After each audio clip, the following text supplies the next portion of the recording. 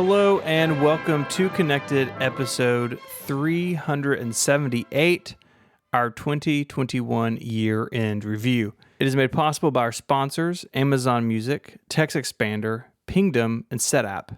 My name is Stephen Hackett and I'm joined by Mr. Federico Viticci. Hello. Hi. Hello.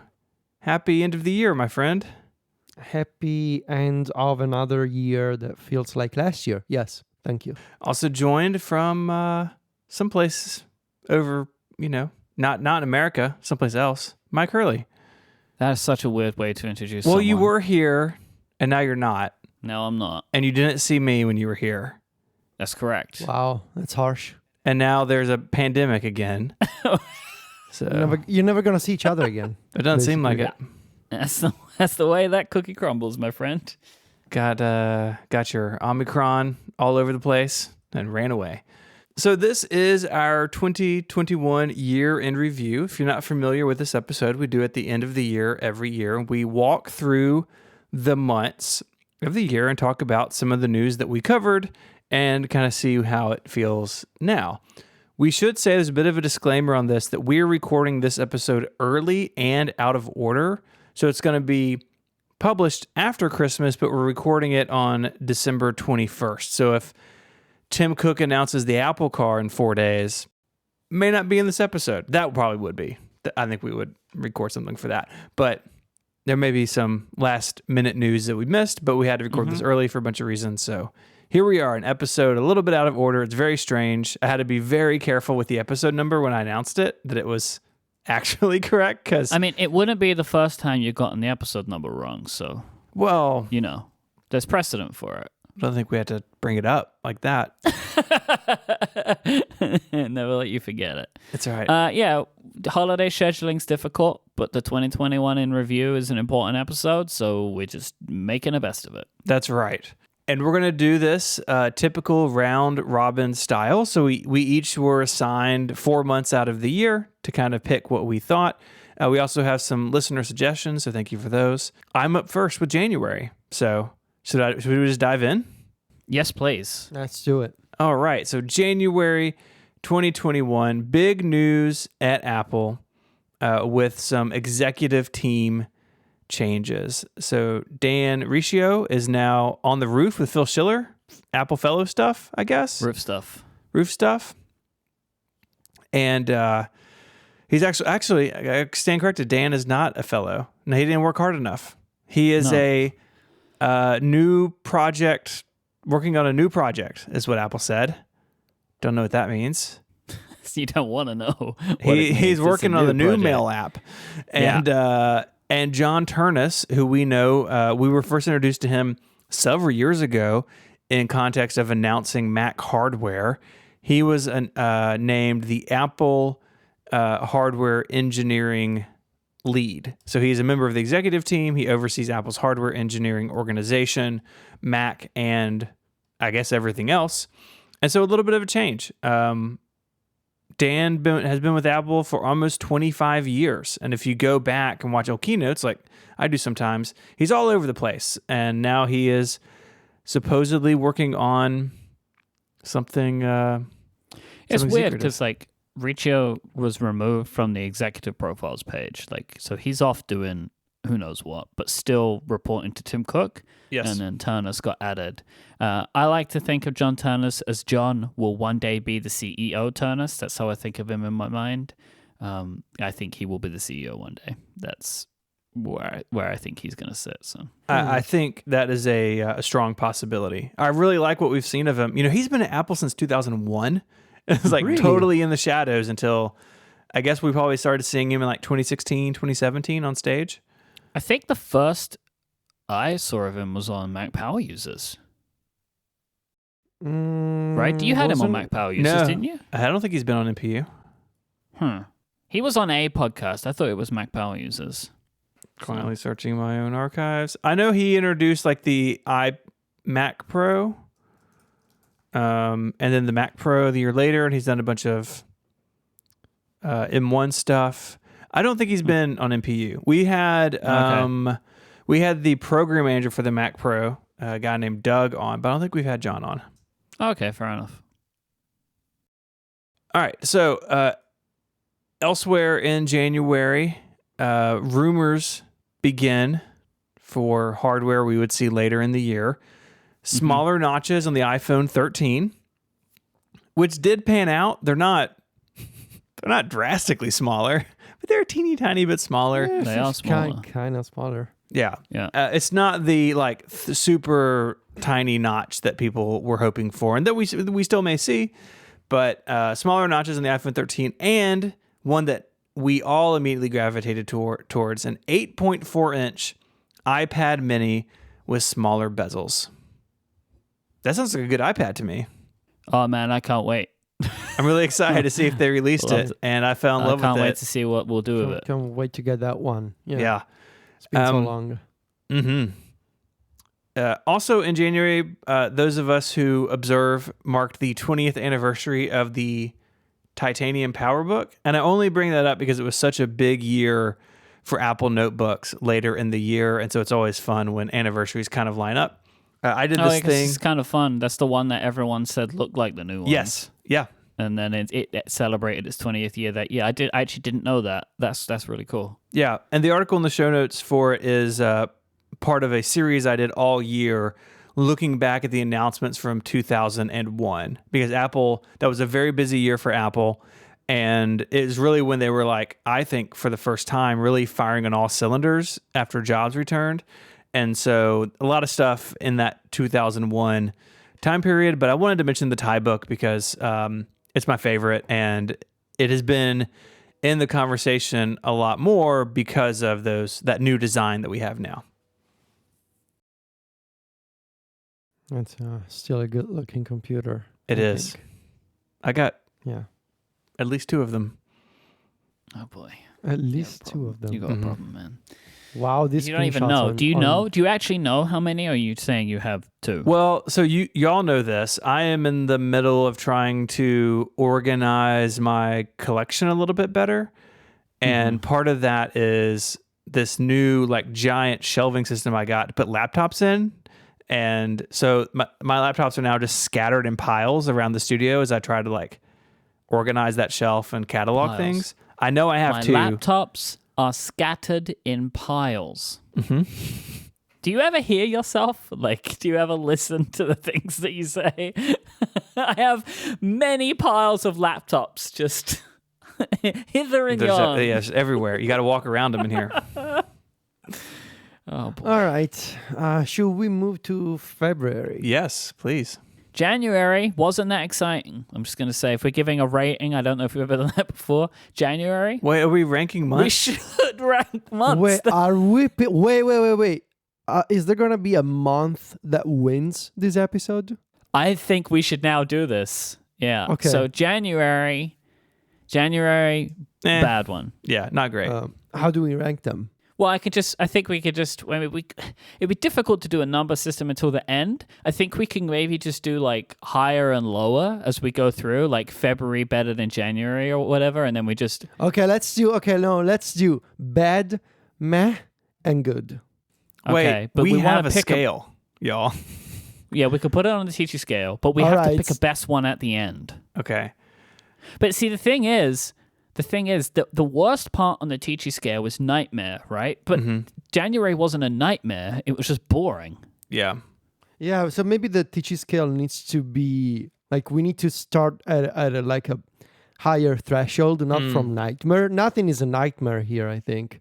Yeah. I need a full image of the teaching Because scale. a nightmare month would probably be a good one, if that makes sense, for like its excitement levels. So we are judging them on excitement levels. Okay, so Yeah. I got the teaching scale here. Okay, so nightmare, inferior. I think we start at decent Yeah. That works for me. Okay. because we have nightmare, inferior, minus inferior, decent, normal, good, good plus, best, I love you. I think we could start at inferior. January was an inferior month. Okay, so we skip the first two. We start at inferior. Or we could do inferior. I forgot inferior minus was worse than inferior. Yes, inferior. Well, it's minus. So Yeah, but okay. Let's say January was an inferior minus month, because I don't think there's going to be a worse month than that. Like, they're just kind of... One of the things we spoke about was an anniversary of a 20-year-old product. Like, I think it's relatively... Look, I know it's important to you, but like, you know... Who's keeping track of these? Inferior minus. I'm going to write it in the document. Okay, perfect. Thank you. All right. February, things start to pick up here. So in the software area, the big news is the introduction of the iOS 14.5 beta, which is a surprisingly packed one. As we're going to see, there's a bunch of features that we discussed over the following months that were actually introduced in February with 14.5 beta. The most important one, Face ID unlocking powered by the Apple Watch. Mm-hmm. I forgot that this thing came out with 14.5 like way after the original release of iOS 14 last year. Like, I totally forgot about this. Mm-hmm. Do you guys still use it? I do. I mean, it's not perfect, but... Well, we have to. Well, you can't keep it disabled if you don't want to use it for whatever reason. Sure, I do use it because, okay. I mean, one of the good things for me is, like, as of September, I started wearing an Apple Watch all the time, right? So, and like, it's definitely one of the things that's held me on to the Apple Watch. I think it was a little bit earlier in September, but anyway, it's one of the things that's held me on to the Apple Watch. It was because I can easily unlock my my iPhone. Now, I haven't seen this myself, but also in 14.5, Maps received new hazard, accident, and speed check reporting features. I believe these are maybe US only. They were enabled in the Maps app, in Siri, in CarPlay. I don't have CarPlay. Stephen has just put out a video about one, in fact, about a CarPlay unit. Fun video, Stephen. Thank you. Yeah. And I haven't seen these features myself, but they launched with 14.5 last year. The other big feature that we talked about a bunch on the show a few months ago, the ability to pick a default music streaming service in Siri. Yes. There was a whole conversation about this. So in 14.5, soon after installing the beta, people started noticing that when they asked Siri to play a song or an album, Siri would ask them to pick a music streaming service. The list provided by Siri included Apple Music, services like Tidal, and even podcast clients like Castro and Overcast, Apple Podcasts, of course. Apple later clarified that, and this was very confusing, we had to revisit this topic multiple times on the show. Basically, Siri does have a system to associate a third-party music streaming service with your music playback requests. It also works for podcasts and for audiobooks. However, the process is completely invisible. We complained about this on the show. There's no settings page where you can see these associations being made. Siri would randomly ask you to pick a third-party compatible service that is installed on your device. There was a whole conversation about this in February. Apple PR had to clarify to TechCrunch, I believe, what was going on. It was very confusing, and we talked about it for a while. New emoji. Woo! They were also released in 14.5, and it seems like we're going to get a similar release of new emoji, like a delayed schedule compared to a few years ago, pre-pandemic, with the 15 release cycle as well. So 217, I believe, new emoji were added in total, with the skin tone variations and all the different combinations. Yeah, I think if I remember rightly, this was a small amount of emoji, right? Like there was 217, but really there was only like 20 actual new things or something. Yeah. And I believe that next year's release should be more of a full release. So I look forward to the Jeremys. Also in 14.5, something that Stephen was really happy about, specifically 14.5 Beta 2 introduced a green tint fix. Yay! I was pretty sure that we had agreed that we would not talk about this anymore. I have to, because it's the year in review. Yeah. I feel like we don't have to review everything that happened in the year. Like this is the biggest news in just the iOS highlights. Since iOS. Sure. Moving on, we're done with 14.5.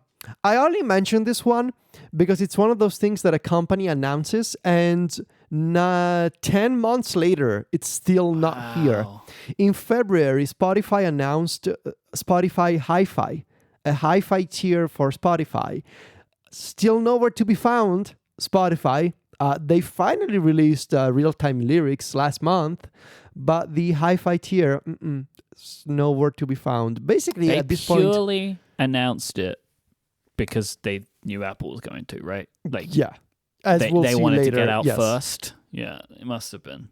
Lastly, we saw the some first rumors of a foldable iPhone with pencil support scheduled for 2023.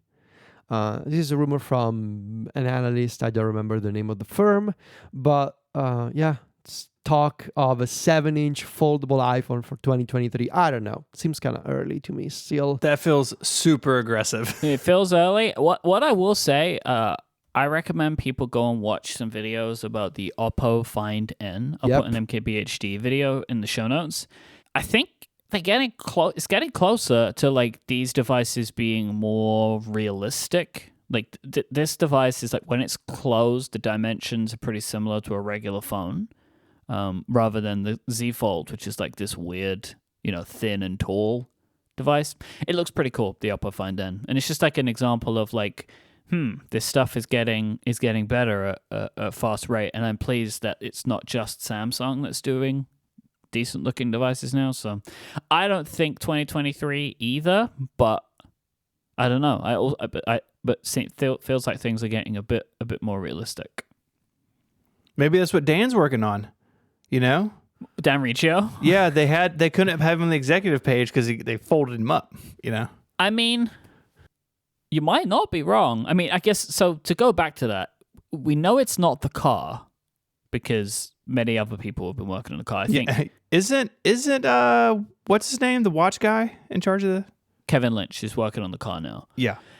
And so I would expect it's either an AR or VR product or a folding phone. Mm-hmm. It's probably one of those two. Yeah. I don't know what else it would be because we haven't really heard about any other sort of like interesting far off future projects unless he's just like literally deep underground with it. You think they keep Dan underground? I bet they do. Or he's secretly been fired. His new project is, spending time with his family. Anyway, the last thing I want to mention is this 6 Colors link from February about Apple launching a companion podcast for all mankind.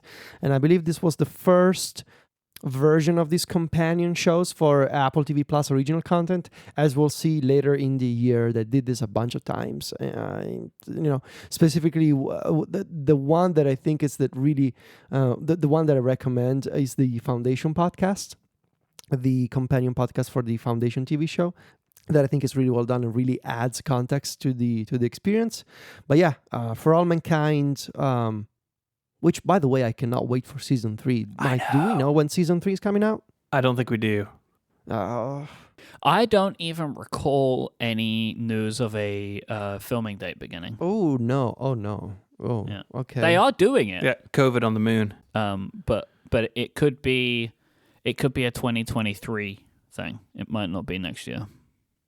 And just to do a little plug here, Jason and I got to interview Ron Moore, the co-creator and writer, on So Liftoff. good. Oh my god, I forgot about that. Which that was was a get wild. Oh, that was a real get. That was such a good episode too. Thank you.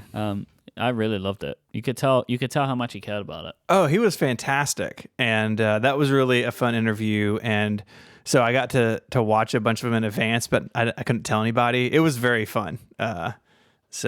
Oh yeah, I forgot that. Uh-huh. The two of you got to see the episodes early. Yeah, us and Dan that. Moore, and we all got screeners, and I had like my name floating around in space, so I couldn't leak screenshots. It was pretty cool. That was cool. Mm-hmm. All right, so I would say good. Yeah. I mean, honestly, I would say Best I Love You because they fixed the green tint. No. See, I'm only saying good because then we didn't need to talk about it anymore. Well, at least that was what I thought. No, it is then good came because back. green is the good color on there. Yep. All right. I'll go with good. No. I think it's a good month. Yeah, Good. That's All right. not good plus, but it's a good month. Yeah. Good. Okay. Good plus. Yeah, you got to pay more for Good Plus. Yeah, it comes with a fee. Oh, you It's a know it monthly when it's a fee. good plus month. It's like this is good, but it's got that extra kick to it. You know, it's a good plus. It's good, but it's ad free. Go to you getgoodplus.com. I don't know where that goes. Don't go I don't there. know where that goes. get good dot plus. It's the fancy domain. You have to pay a lot of money for those dot pluses. Get good. Hold on. Get good dot plus. Well, it's available. All right, let's move on to March. March. In March, we said goodbye to music memos. Apple recommended. Wait, what? Was it 2021? Apple recommended that people used voice memos to record their music instead. I had forgot music memos existed. There's a support document. Yep. Transition from music memos to voice memos. Yep. There's a whole thing. Music memos. Don't know why that app existed, but it did. And they got rid of it because it is ultimately superfluous. March saw lots of iPhone rumors. There were lots and lots of iPhone rumors, including ProMotion, bigger batteries, smaller notches, and better ultra-wide cameras. These basically all correct. came true. Yeah. There are even more rumors that were good from Ming-Chi Kuo. MacBook Pro to feature a HDMI port and SD card. We all lost our collective minds at that point. This is, I believe, the first time this was mentioned. And we were all very excited for what the year may hold. I don't keep tabs on this year to year. I'm sure somebody does, but it really seems like the hardware rumor game was pretty on point this year.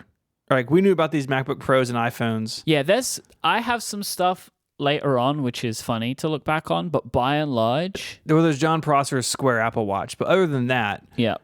I feel like Ming-Chi Kuo, Mark Gurman, sort of that crowd, the serious ones, really, honestly, had a pretty good year. I think so. As well, in a year when there was a lot of stuff which seemed like that's no way. First time we heard it, right? Like the HDMI and SD card. Mm-hmm. In March, do you think said... they are? Do you think they are friends, like Mark and Ming-Chi Kuo? Ming-Chi Kuo and Mark Gurman? I don't know. Yeah. If they they're combine forces, do you think they're frenemies? I think it's like us in ATP, you know, like we like those guys, but colleagues, they're, you know, you got to keep them at arm's length. Arm's length at all times. It made me think of like, oh, you guys are never gonna get this reference. Yeah, anyone in the Discord, if you're familiar with Captain Tsubasa, the anime, the soccer anime, what's the name of the rival of Tsubasa? Seems like you're not very familiar with it either, Federico. Well, I read the manga when I was like 12, so forgive me.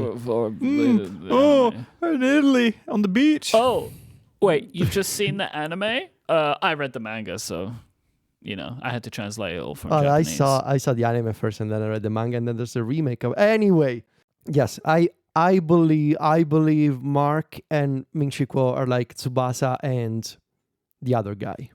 So what I like is nobody's giving you this answer. No one's given you the answer in the Discord.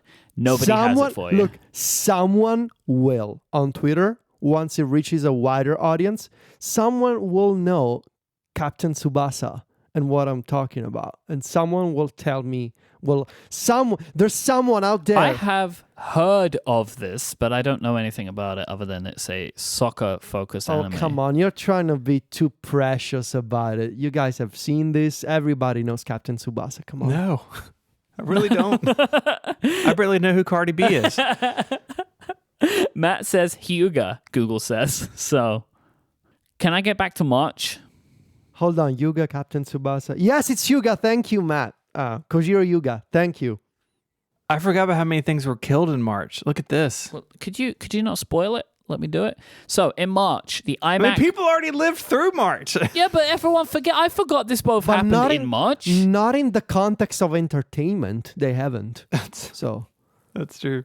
All right, so the iMac Pro comes to an end in March. What? At first, it was like, yeah, I know, can you imagine? I think they did like limited supplies, and then it was goodbye. Yeah. The same happened to the HomePod. The original HomePod in March was also put to bed. I guess the HomePod was still for sale for like 4 months. They're gonna get rid of them. Do y'all think the iMac Pro name will come back? The further we Yes. go, I kind of think it will. I think this is what they're gonna call the big iMac. Yeah, iMac and iMac Pro. Yeah, I think they're gonna do it. Follow became the word that we use to subscribe to podcasts in Apple Podcasts. Do we do like? Is it a thing that we do now? Like, do we say this? Like, follow my podcast? Mm-mm. I don't. I don't. Okay, cool. I'm pretty sure that you use the word follow on the App Store's website, though. Yes, I do. But like out of Yeah, spite. because I chuckled at the time. Yeah, I do it because it's like the technically correct thing, but also I don't think I don't like it. But doesn't it bother you that you have to say follow on Apple Podcasts, subscribe everywhere else? Yeah, that's what that's why they're doing it. So you put them in a different clause as everybody else. Well, no, they did it because we'll get to this later on. It's because they have the They have subscriptions. subscriptions. Stop Yes. spoiling my month. Right, but you said something that would needed to be corrected. So I've had to do it, I'm afraid. You spoiled my month first. They changed the wording, didn't they? Because they needed to use the word subscribe for subscriptions. Apple's Worldwide Developers Conference will return in its all-online format, was announced in March. Let's get ready for this March for it to be announced exactly the same. Yep. Apple's independent repair provider program expanded. So this was like a trend throughout the year that like Apple was doing more and more, and this was like the first part of that where they were making it easier for more companies to get more parts and to be accepted into the AASP program. Is that it? Yeah, Apple Authorized Service Provider. Yep. I didn't put this in here. I'm assuming Stephen did. It was the 20th anniversary of the Mac OS X release. It's a big deal. Oh no, it is. I'm just saying I didn't put it in there. Yeah. 20 years, pretty wild, isn't it? Yep. What's really, really wild is we're not that far off from that with iOS. No. 2007. I mean, it's Oh what? my God. 5 years? Wow. What?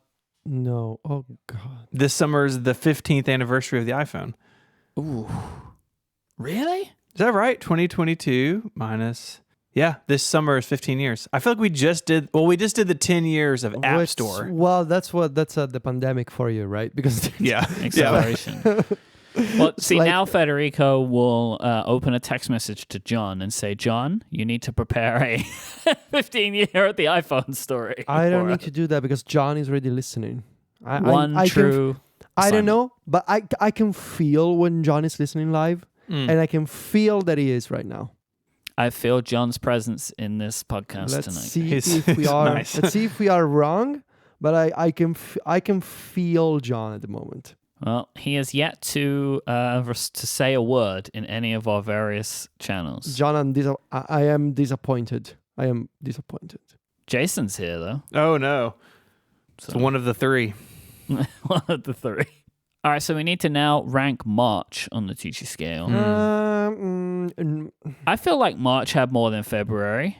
Yeah. I would go good plus. No. I was feeling like a decent to normal, maybe.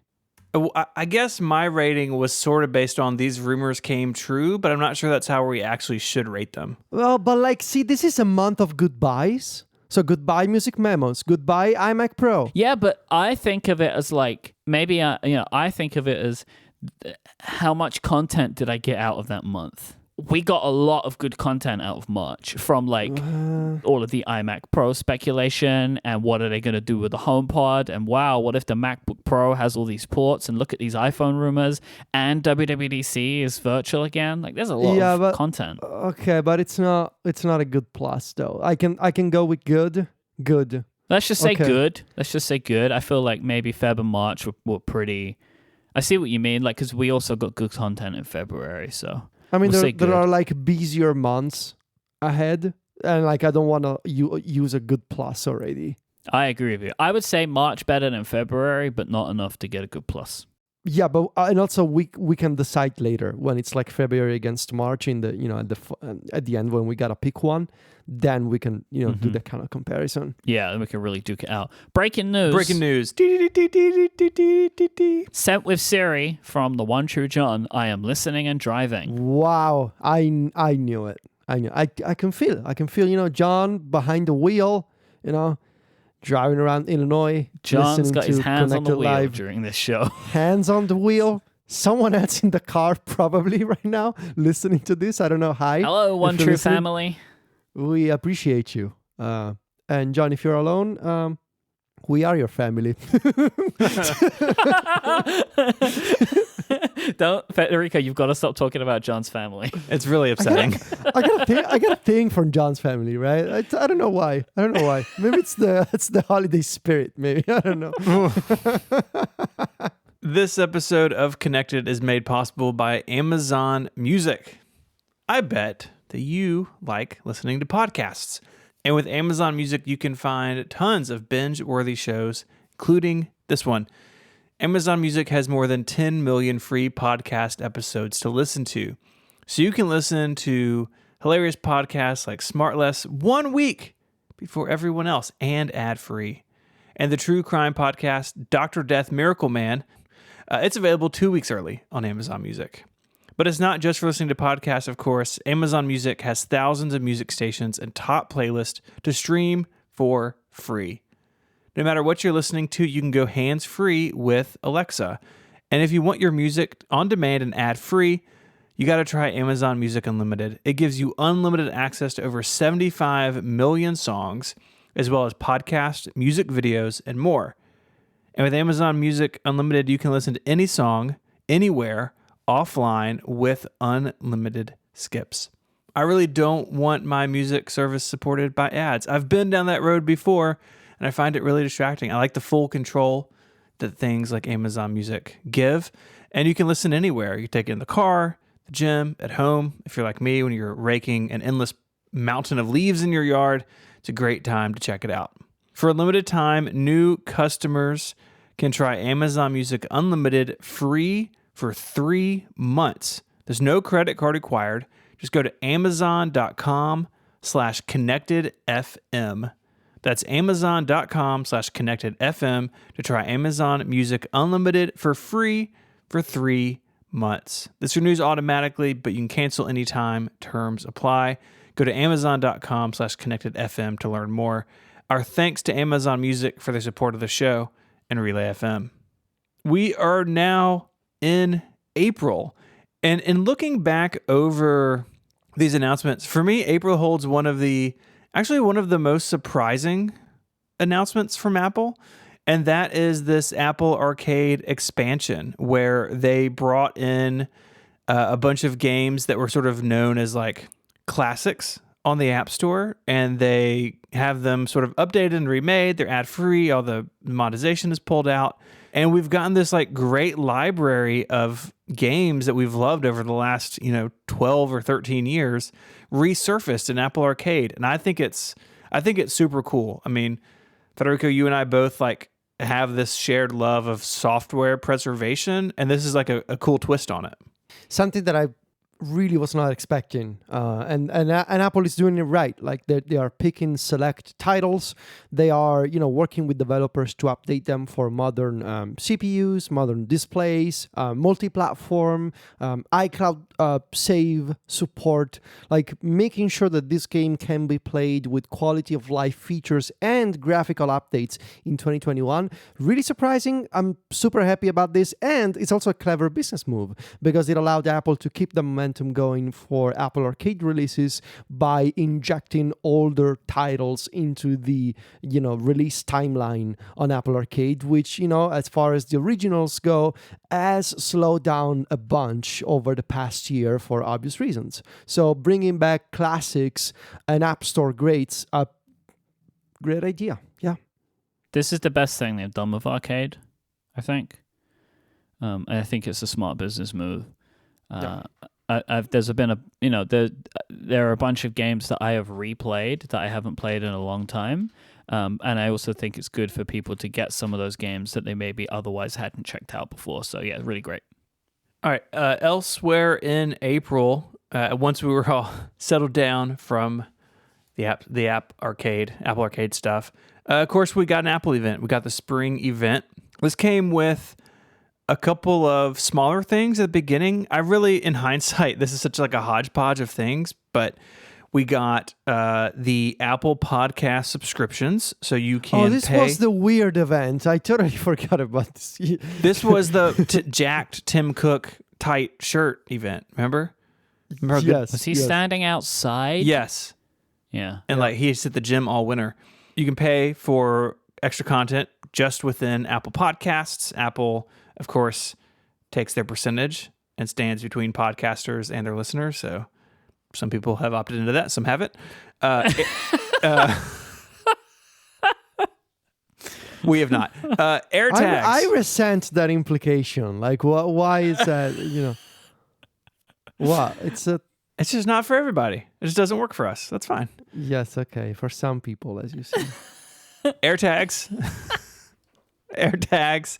After many months of rumored delay, AirTags finally showed up. That came. Remember, there was that weird announcement about, hey, other stuff can talk to Find My, and then like 3 days later, Apple was like, Yeah.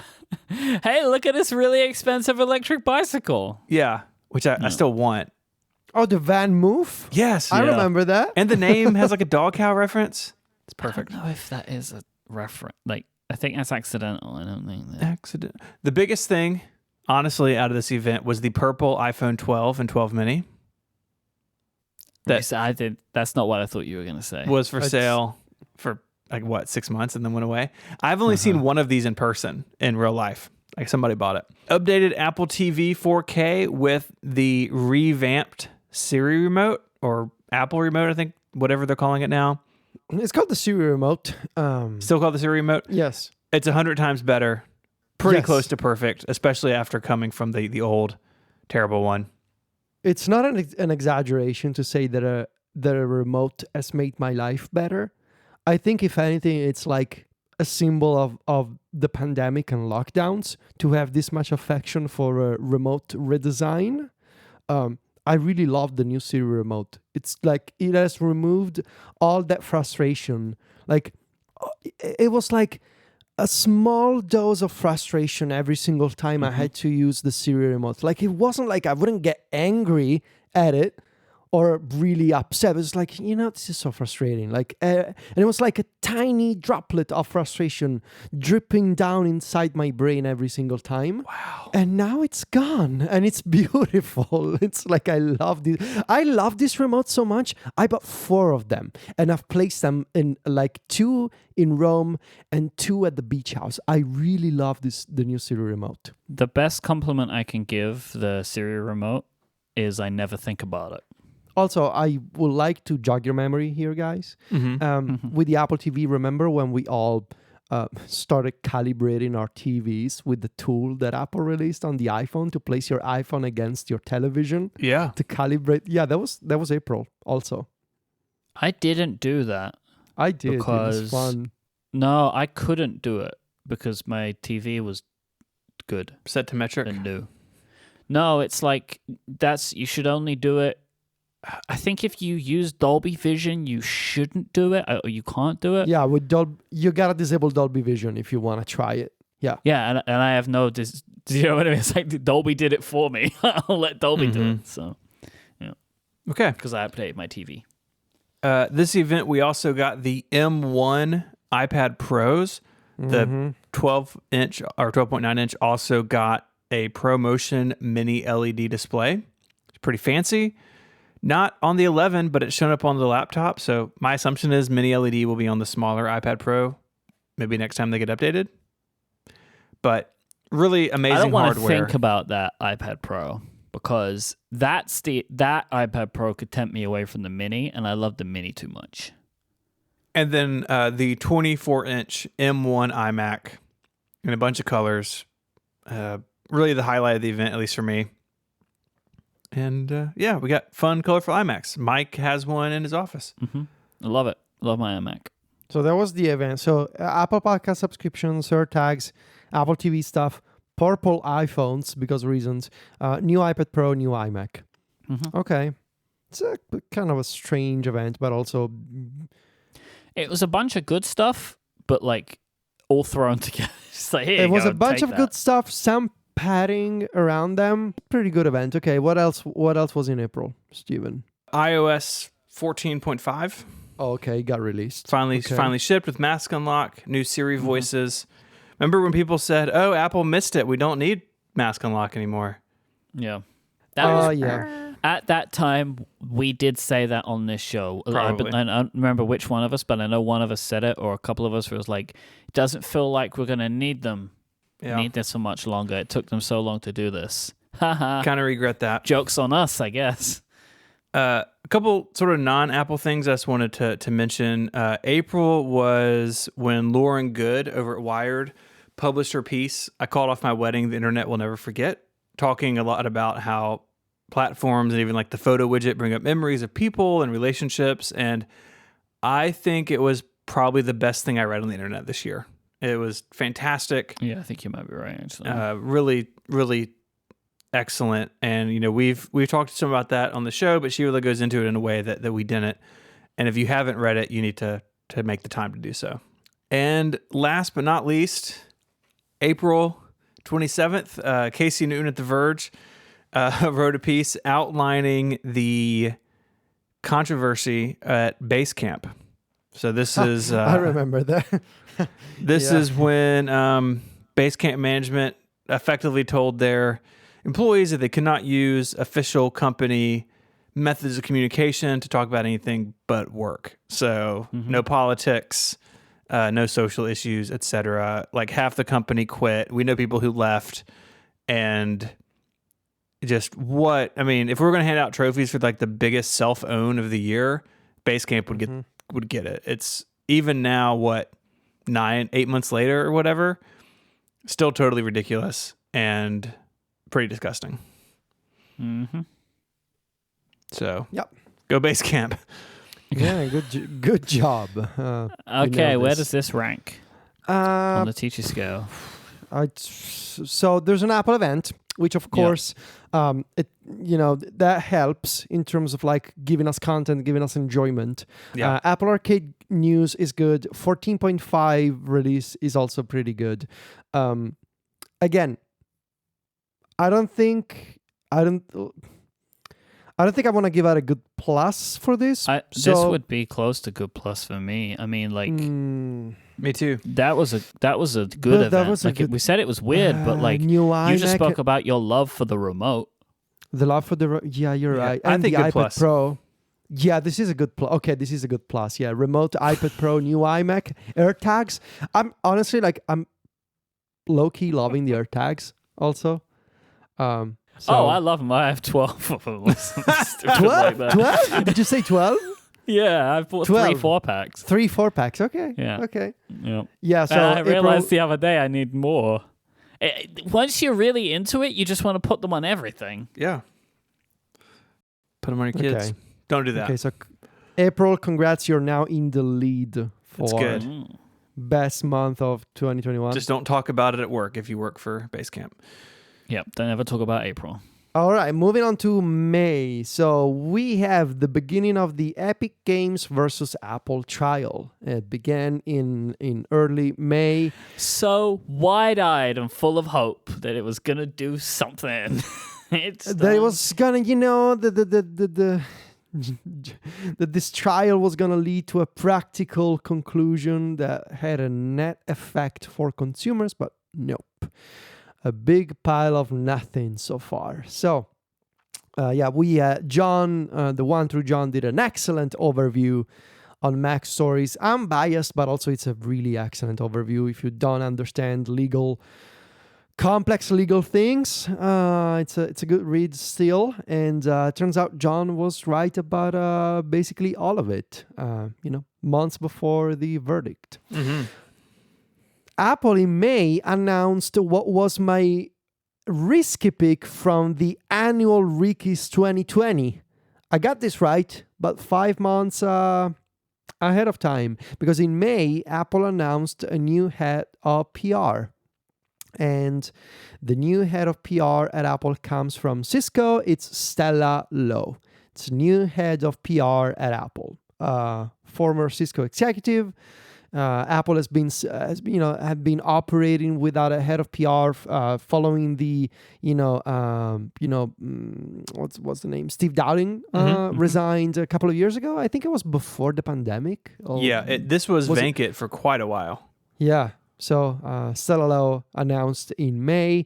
So May was an interesting month for music news, because we start seeing in early May the first rumors of a hi-fi tier for Apple Music. Remember, we talked about this on the show, how there, in the music industry, there were some early indications of the fact that Apple was gonna do a higher resolution tier for Apple Music, but also something with spatial audio, because spatial audio was already a feature for video content, but not for music content. At the same time, Deezer, a music streaming service, launched one of the few native HomePod integrations for a third-party music streaming provider on the HomePod, and Deezer also had high-resolution playback support. So was that rumor about Apple Music, was that one that came from that website? Yes. That also said the iPod was coming or something?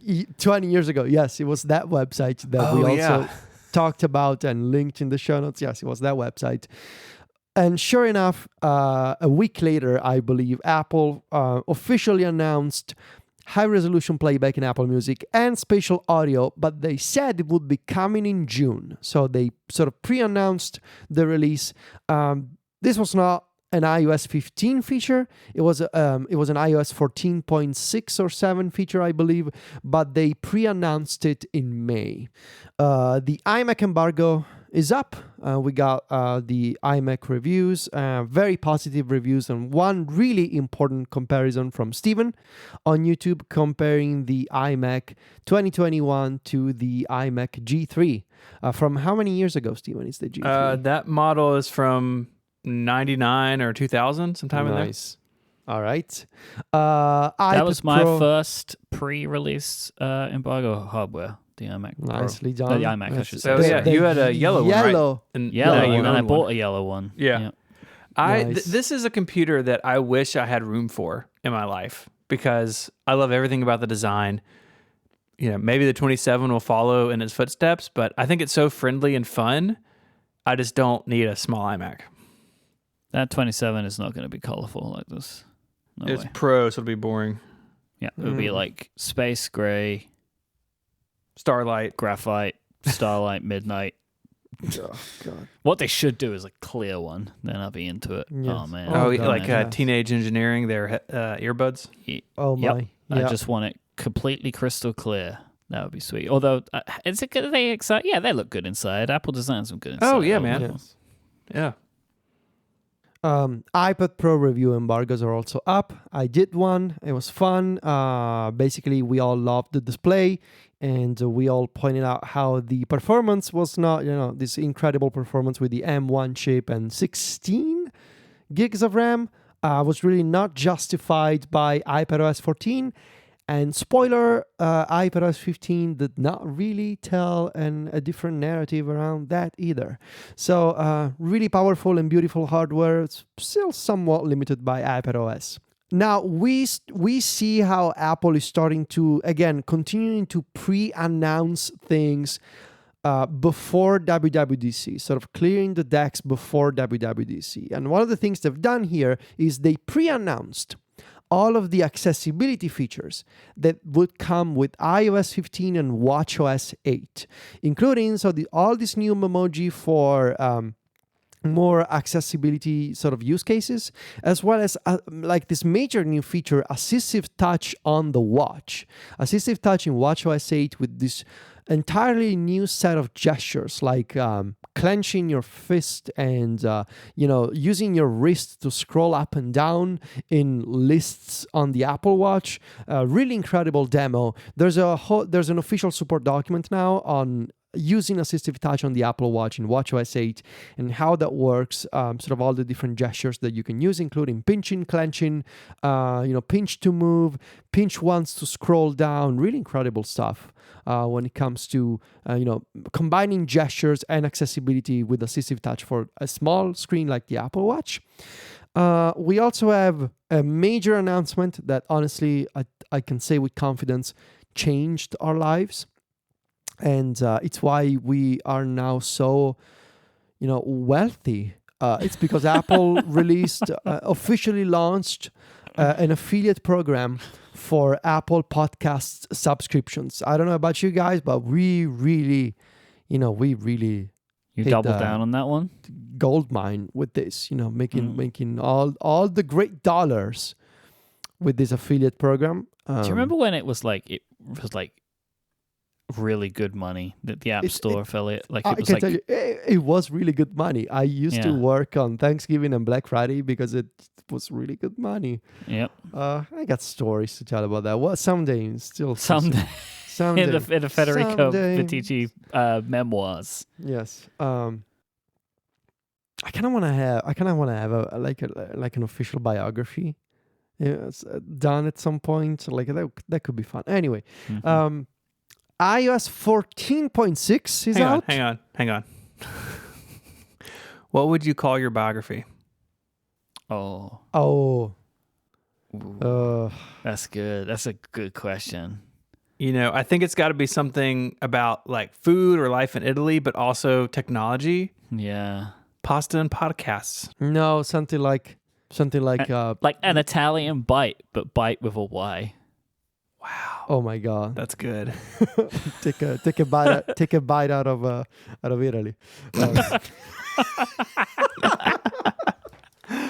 Nailed it. Well, some people run with that. iOS 14.6 is out, and it brings Apple Card Family and podcast subscriptions. Apple Card Family. Does anyone here use Apple Card Family? I haven't even got an Apple Card. Yeah, me neither. Yeah, I neither. don't use it. Okay. All right. So 14.6 is not really that exciting. And honestly, the end of May was really fun for me because I was invited early before the grand opening of the beautiful new Apple store in Rome, Via del Corso. Mm-hmm. At Palazzo Marignoli. I was able to go there with Silvia. Silvia took some incredible pictures, and I did a story featuring Silvia's photographs and sort of like this background story on this building, what it means for Rome, and what Apple did in terms of renovating this incredible place right in the heart of Rome, in the center of Rome. That was a really fun day. It was a fun day because I was able to do it all in one day. Like we went to the center of Rome, we took the pictures, we came back, and I wrote at night and I published in the morning. It's like, I was pretty happy with myself there. So yeah, this place is incredible. If you're an Apple fan and you're ever in the center of Rome, make sure to stop there because it's like normally I would have advised against including an Apple store in your vacation plans because it's not that exciting for most people. But this one, honestly, it feels like a museum and it's absolutely stunning in person. So if you're that kind of person, make sure to stop there. And that about wraps up the month of May. I had forgotten how amazing this place is. I mean, I'm scrolling through these pictures now, and it's like legitimately a breathtaking building. Very beautiful. It's really cool. Okay, how do we rank May? I would say normal, because Yeah, most of the hardware reviews were reviews for like prior announcements. The Epic versus And they were pretty much as expected. There was nothing greatly yes. surprising in those. The only the thing that I really like is the Apple Music announcement with high resolution playback and spatial audio. Yeah. But I don't think it's enough to, and of course the Apple Store, but the Apple Store is very localized to Italy, obviously. I don't think Apple Music alone is able to pull May out of a normal month. Works for me. Yeah, okay.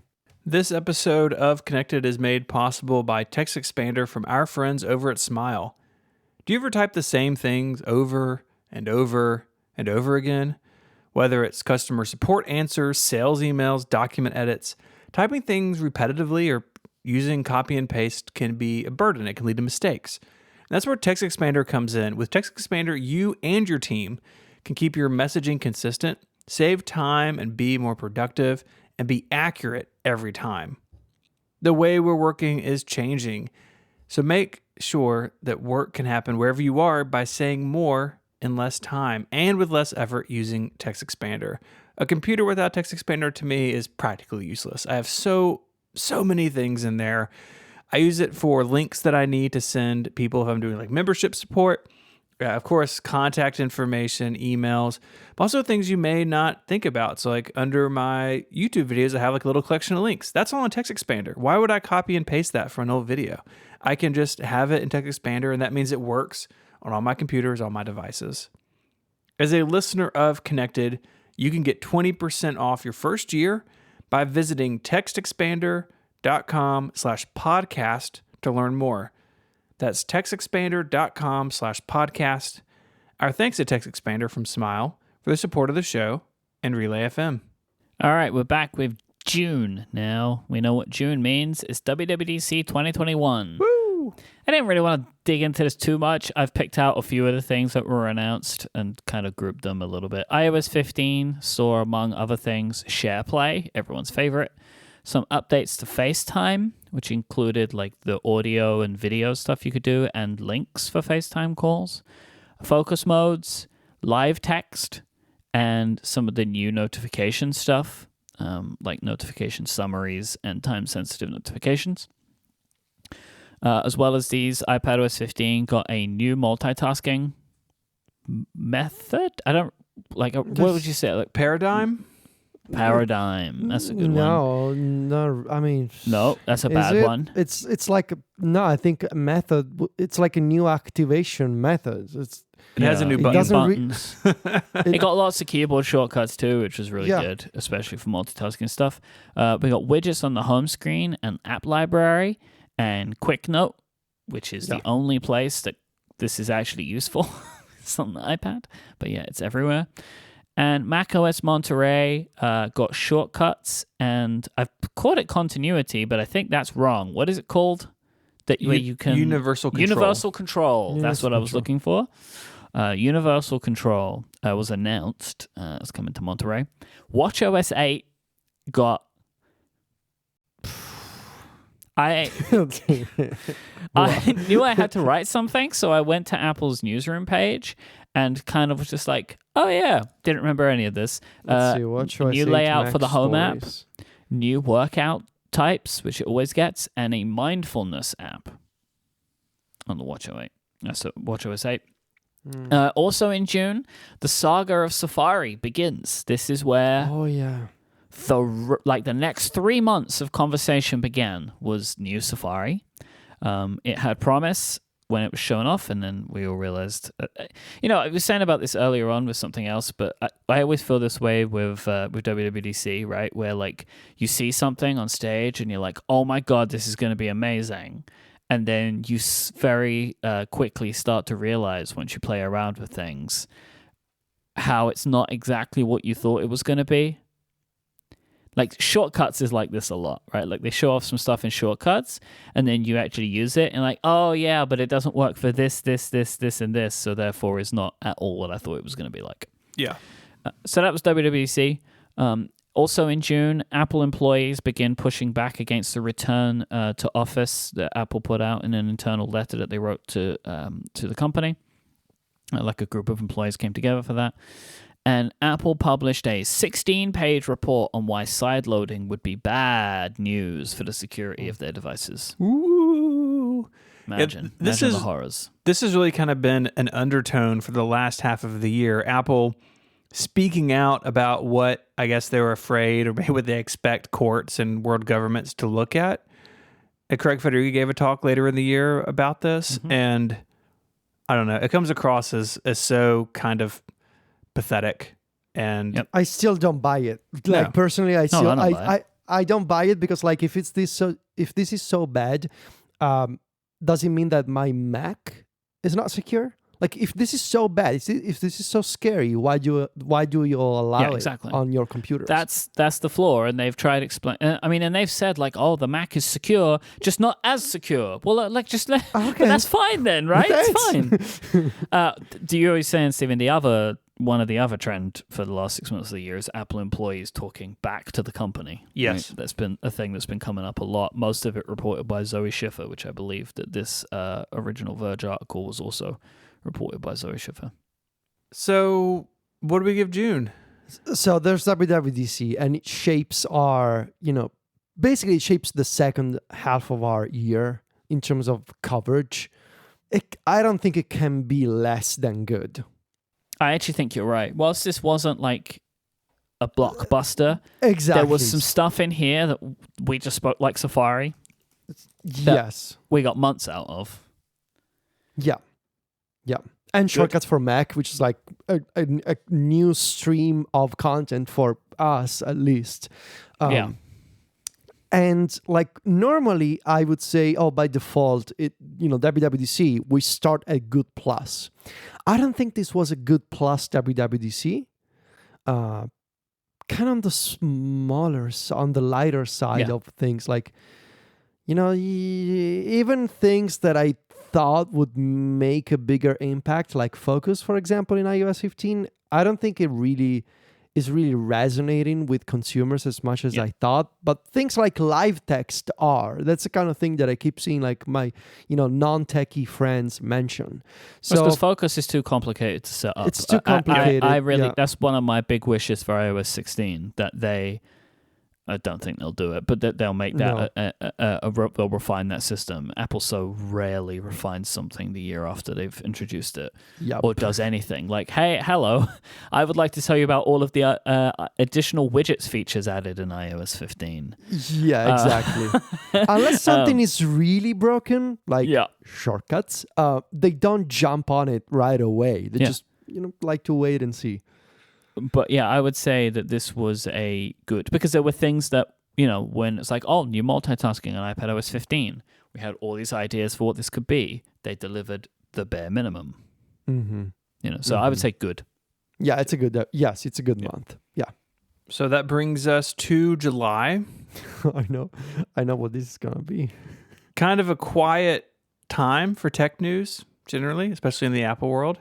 But on July 13th, Apple published a press release outlining the 35 Emmy nominations, including 20 for Ted Lasso, that which apparently is a record for a new comedy series.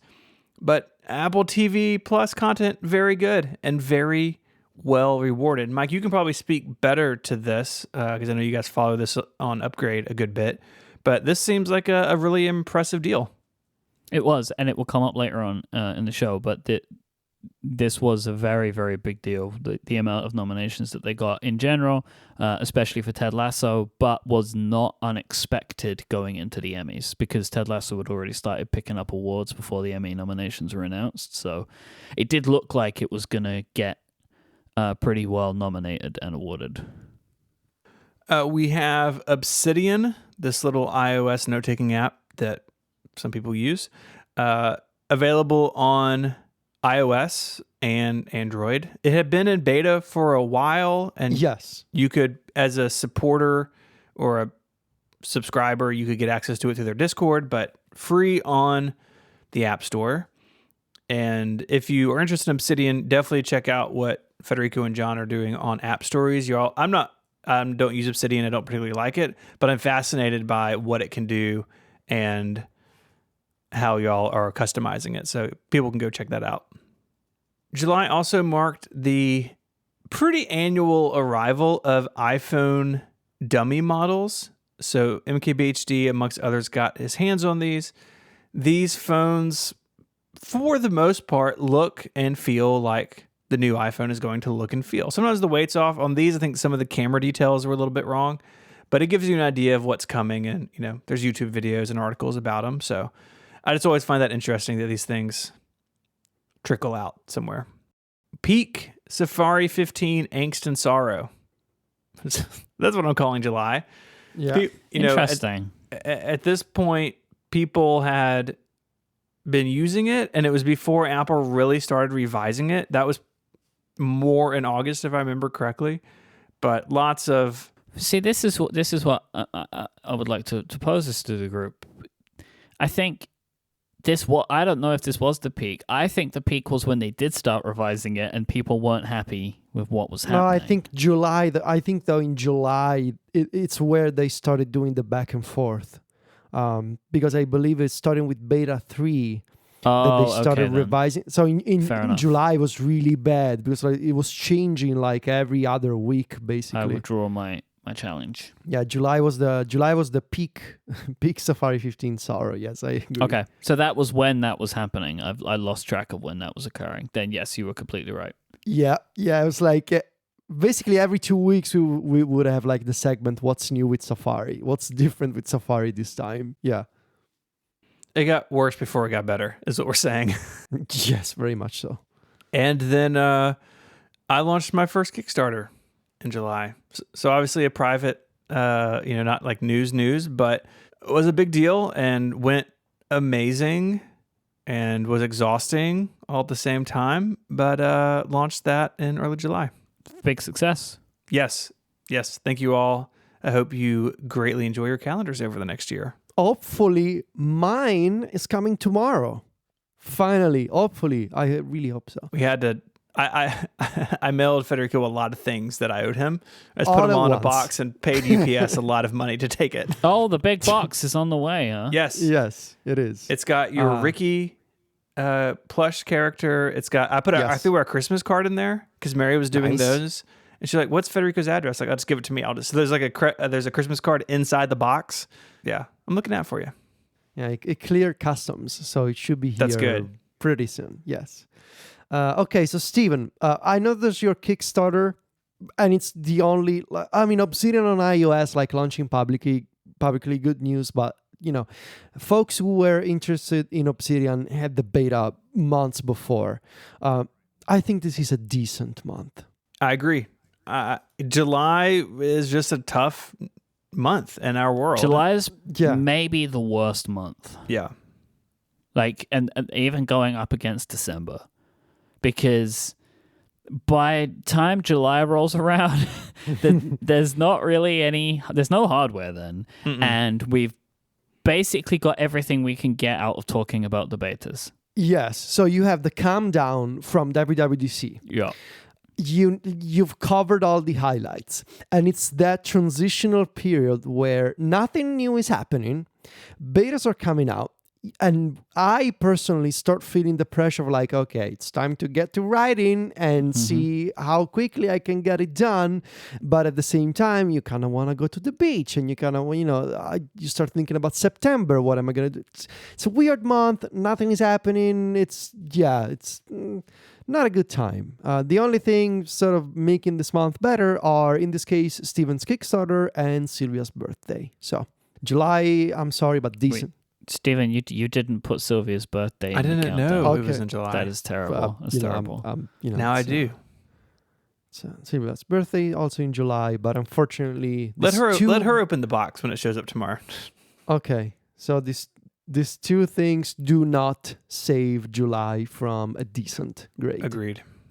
We now get to August, which is the most important month of the year because my birthday is in August. But beyond that, this is surprising news that, I don't know, maybe we should have expected, but it still was, made us raise our, collective eyebrow, if you will. Apple acquired Primephonic, a service dedicated to classical music. And not only that, but Apple also announced that they would make a dedicated app version of Apple Music just for classical music, based on the Primephonic. It has been crickets on that since. I saw a couple of weeks ago someone, maybe Joe Rossignol from Mac Rumors, say that they saw something that Apple was still working on this. Well, they must be, right? Because they haven't announced it, so... This is the kind of news that the moment I saw it, it's like I didn't predict this, but it made perfect sense right away. It's kind of funny because just a few weeks before we had done like this music series, not a few weeks, a couple of months before, it was in mid-April. We had done this music series on on App Stories, and I talked for like 15 minutes about Primephonic and how amazing it was for classical music fans. They did a lot of really good work with curation, interviews, podcast integration.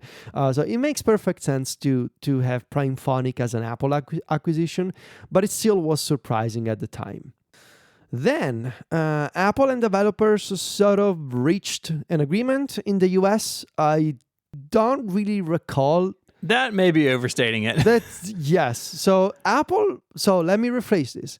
Apple put out a press release saying that Apple and US developers agreed to App Store updates that will support businesses and maintain a great experience for users.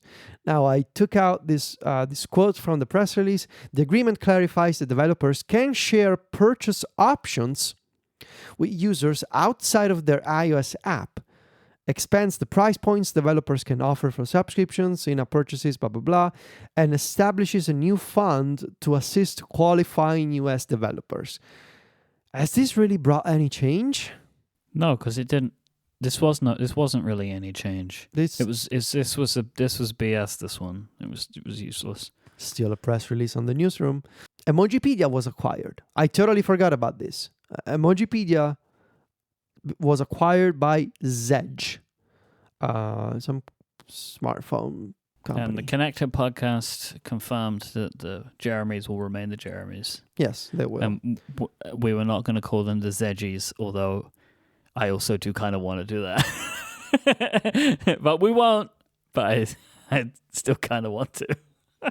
Sedge, give me a call. The Zedges. YouTube announced Picture-in-Picture would be coming to the iOS app. Woo! This is the best thing that happened in August. Again, besides my birthday, Apple reverted the Safari design changes in iOS 15. They abandoned the single toolbar design at the bottom of the screen on iPhone, and they essentially implemented a concept that we had mentioned on the show before by Vidit Bhargava, the developer of Lookup. Vidit had done this concept in late July, showing this dual toolbar approach on the iPhone, with the sort of toolbar with the buttons for navigation and share at the bottom of the screen, and an address bar tucked above it. So two separate UI elements at the bottom of the screen instead of a single compact toolbar. And Apple did it.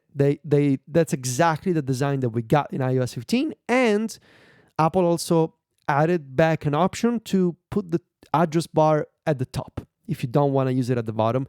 But honestly, this design refinement with understanding that a single address bar and toolbar at the same time was not gonna work, that did it for me. And I've been a huge fan of the new Safari design ever since, and I never switched back to the address bar at the top UI because the new one totally works. So that was a fun time. That sort of, we had peak sorrow in July, and the new beginning. I was about to say new dawn, but that's a thing from Cortex. I cannot do that. New decade's dawn again. I can't believe how ridiculous that thing was. New beginning for Safari in August. At Mac Stories, we launched the new Club Mac Stories. That was the culmination of 2 years of work. Really, really happy with how that went and the response that we got, and the foundation that we laid for Mac Stories 5, which is going to be our next big project for 2022. Tim Cook, also celebrating a birthday. Became a Club Mac Stories member. Tim Cook, longtime Club Mac Stories member, likes to read his newsletter every Friday. I can tell you that. Loves it. That's where he finds out what's going on. Yes. And so, I see. We have apps on the App Store. How interesting. Shortcuts is on the Mac. Maybe we should make money off of those apps from other developers. You're to blame. Tim Cook has been a CEO of Apple for 10 years. In August 2021, Steve Jobs resigned in August 24, 2011. And so August 24, 2021, Tim Cook's 10-year anniversary at Apple. The Verge had a good story about sort of looking back at Tim Cook's Apple over the past decade and how the company's finances have skyrocketed, basically. And lastly, most important news of the month, even more important than my birthday, you can now set up a custom domain for iCloud email. Yeah, how long did you use that for? Like 4 days? 3 hours. You know, I give it a try. So that's August. Obviously, not a lot better than July. Decent. Yeah, I think decent. Decent, right? It's Decent. This is a decent month. Again, we go through this every year, and this year was no different. Like July and August, it's the big calm before the storm, even too much calm. So This episode of Connected is made possible by Pingdom from Solar Winds. While you've been listening to this podcast, how would you know if your website had gone down? Would you know if customers couldn't click that Buy Now button or fill out a trial form? You could stumble across the problem by luck, but that means you've already lost out on new customers. You need something to tell you when everything is running smoothly on your site, but more importantly, when it's not. You need Pingdom. Pingdom detects around 13 million outages every month. That's more than 400,000 outages every day. And for as low as $10 a month, Pingdom helps keep your sites online. It doesn't matter if you're a startup or a Fortune 500 company or anywhere in between. You need real-time alerts about critical website issues and customization of how you're alerted, whether it's via SMS, email, or a collaboration app. Whatever you want, you can set up with Pingdom. It tracks and analyzes your website's load times as well, so you can see what's affecting the user experience. It's really simple. If you have a website, you need Pingdom. So take charge of monitoring your site in just minutes. Go to pingdom.com/relayfm right now for a 30-day free trial with no credit card required. And when you sign up, use the code CONNECTED at checkout to get a huge 30% off your first invoice. Our thanks to Pingdom from Solar Winds for the support of the show and Relay FM. Okay, we move into September. We actually forgot to mention in August that Apple unveiled their CSAM detection and child safety features. It went very smoothly. In September, they delayed that because it did not go smoothly at all. It was muddled and not very well laid out, and then there was just a cascade of bad news. So then in September, they were like, LOL, we're not going to do that. Goodbye. So then, this is my favorite rumor of the year. There was a rumor in September that the iPhone 13 would support satellite communication, allowing users to make phone calls and send texts without a cell signal. yeah. Your phones don't have that? Is it just yours that has that? I don't know. I'm getting calls from somewhere. I don't know why, but when I read the word like satellite phone, I think of like these movies from the late 80s or like mid 90s with people having these satellite phones, usually criminals, like drug kingpins having like these satellite phones, like allow them to make phone calls anywhere at any time. Is that what a satellite phone does? Underscore has a satellite phone. Yeah, my brother does too. Oh. They're not criminals. Oh. Okay. Uh-oh. Did they talk to each other on the satellite? They could, yeah. Your brother could. and underscore. Yeah. Just say, I'll see you on the satellite. Is that what they? That's what they is that say, what yeah. they do? Yeah. Interesting, Let's take this okay. conversation to space. South Korea writes law that requires Apple and Google will have to enable third-party payment processing for the for their app stores. Google has since kind of complied with this. Apple's like, nah, we're good. So I mean, what Google has done is said, developers, you can do this, but we're going to take... yeah, but it doesn't matter. You owe us a fee if you do it. I know they did they did it in a smart way, but they makes them compliant with the law. Apple's like, we're already compliant. So what? I don't see what the problem is. We're This compliant. has been their response. Apple's response is, we're Yes. already compliant. And I'm not really... It's like... That doesn't mean what you think it means. It's like, hey, you should change this. I have changed this. That's not true. I have changed this. No, you haven't. No, we are complying. Look, you can't just keep saying we are complying. It doesn't make it true. We're complying. Yeah, We're compliant. Totes comply. Apple comes to an agreement with the Japan Fair Trade Commission that will allow reader apps to link to external websites. I don't think this has been implemented yet either. Oh, of course, nothing has. My honestly, I think this is a WWDC thing with some changes to the App Store. I do think that just because I feel like I have to retain some hope that they're not just going to be so pig-headed about this forever.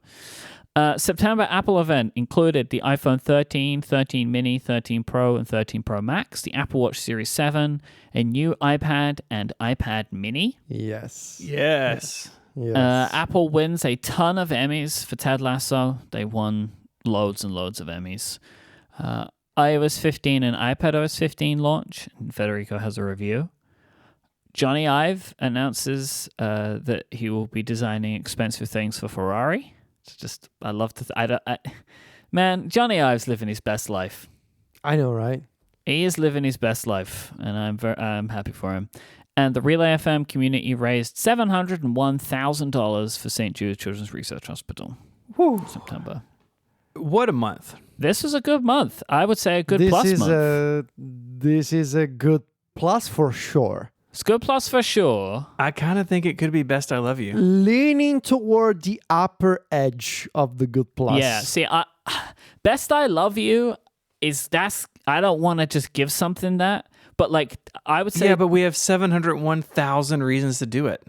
Yeah, but this is the best good plus. And there's the iPhone 13 Pro. Which is very good. There's the iPad mini. I think I think this goes all the way to the top. Plus, we have the funny thing we can talk about satellite phones. So, I mean, look at all these things, right? I mean, besides the CSAM rollout. You put your review out on time. I put my review out on day one. telling you, man, it's Best I Love You. And I also did a review of the iPad mini. Let's do Best I Love You. Yeah, there we go. Like, this is the best, personally speaking, it's the best September I've had in a while. And I think the same is true for the Relay community. Yeah. Of which you are a part. Yeah. But like, no, I was saying like personally for my review and like hitting day one, that kind of stuff. And then there's a whole other aspect of, the Relay community pulling together for St. Jude and the Apple event. We also did, it was $701,000 and $1.5 million raised in 3 years. So thank you, September. October, the Apple Watch Series 7 orders open. They still haven't redesigned it between the event and this, so Prosser was still wrong. We got another Apple event. This, I didn't really think about it until we lay it all out like this. This was very much the bookend to that weird April event. So we got the Apple Music voice plan, which just launched like last week. These two events are the Spider-Man meme pointing at each other. It's the April event and the October event. No, yeah, you're because the it's like weirdest they event. both have it. Like half of it is like, here's a bunch of random stuff we've done. Yeah, and then the and here other are half is like, here's all the stuff you want. Here are some really good computers. Yeah. Colorful HomePod minis. The orange ones are very good. AirPods 3, which, we talked about on the show. None of us were particularly enthusiastic about it. I had the same problem Sylvia had, where they don't really fit as well as the AirPods 2 do. But the AirPods 2 are still for sale, so that's good. But the big news of this event, of course, are the new M1 Pro and M1 Max 14 and 16-inch MacBook Pros. It's spectacular. I think all three of us have them in our working lives, and the 14-inch in particular, I got the M1 Pro. I've been so happy with this laptop. It's impressive in every way. They fixed and added things I never thought they would fix or add, and just seriously, like, all around great job on these laptops. I think 66% of this episode is being recorded on that laptop. I am. Yeah, I am. and Federico is. So like 66% of this episode is coming to you from a 14-inch MacBook. I use this old Intel Mac, you know. That's why that 33% sounds worse. Yeah. Yeah, also like Stephen's on like a different, like he's going to be a little bit slower than the rest of us because his computer is slower than ours. Only in some things. But all the things that matter. Episode 366 of this show will go down in the all-time greatest connected episodes. It is the most infamous, I think. It is. Episode of Connected. Look, it is the one where we let Peacock. Oh my God. Yeah. Dice by Peacock. Dice by Peacock. I wrote it backwards in the document. I wrote Peacock by Dice, but that's not right. Peacock by Dice. We let Dice by Peacock pick the order of all the topics. And the ads. Follow up. And the ads, and it picked the ads last, and Myke freaked out, and it was hilarious. Just one of my favorite episodes we've done in a long time. Really enjoyed it. Good Easter egg for that episode is on the show website page. The Dice by Peacock is listed as guest star. Yes, of the episode.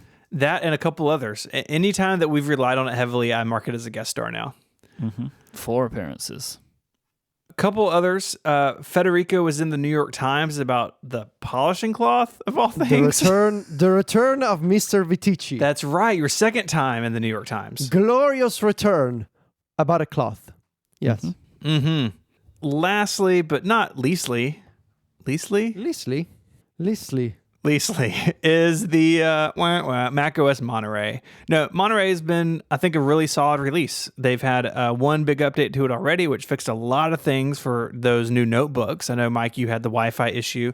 Other people were having SD card issues and some other things. So I think Monterey's in pretty good shape going into the new year. And it made its way out the door in October. Oh my God, Matt just linked in the chat. Christian Selig, the creator of Apollo, bought 26 polishing cloths with the at $520. Yeah, he used the DTK coupon. The DTK coupon. Yes. Oh, so good. That is incredible. That's top level. That is so good. Wow. Bravo. So for context, the DTK is the, what was it, a Mac Developer Mini transition kit. Developer transition kit that Apple provided to developers last year, and developers had to give it back to Apple, but Apple gave them a coupon that they can use. Do you remember the coupon? Initially, it was like $200. You have to use it within the next like 2 months, and it can't be used on and this. Like, there was a whole controversy around the coupon as well. It was so stupid. It was just so stupid. Like, here's $250, which is less money than you paid.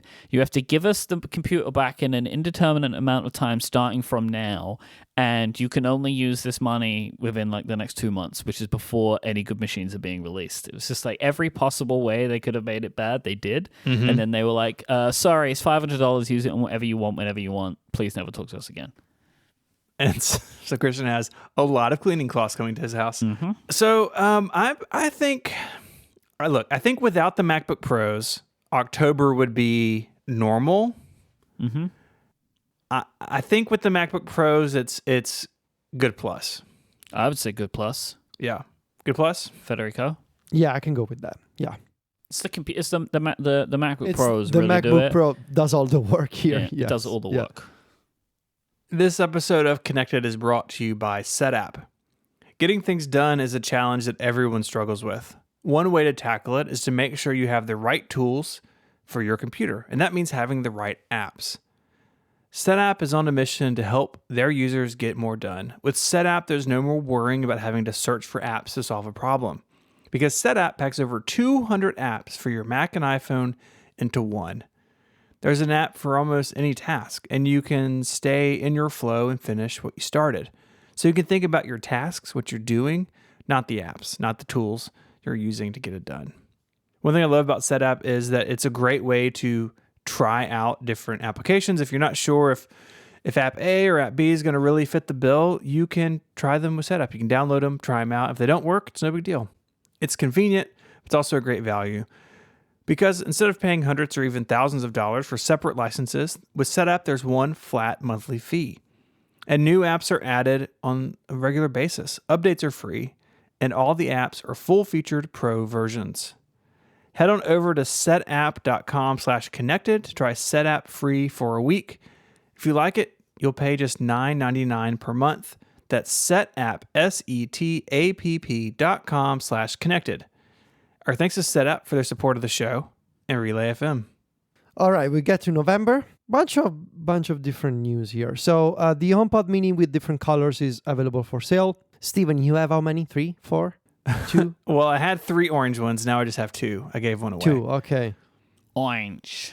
Yeah. Orange, you're glad I don't have 4. Yeah. Thank you. Thank you for that. You're welcome. Apple unveils the much beloved Beats Fit Pro. We talked about the Beats Fit Pro. There's a major surprise. Major surprise involving the Beats Fit Pro in the Pro Show for Connected Pro members. Myke, where can people get Connected Pro? GetConnectedPro.co. See, that was easy. And it's also easy to go there and sign up. Beats Fit Pro, so they are, kind of a surprise release. They have a new design. We talked about this. We had a special episode with Mary Hackett about the Beats Fit Pro as well. So go listen to that. It's linked in the show notes. Twitter officially launches after months of rumors Twitter Blue, the subscription service that gives you access not to ad-free timeline. That is not a feature, but you get a bunch of stuff, really. You get additional icons for the app. You get a reader mode for Twitter threads.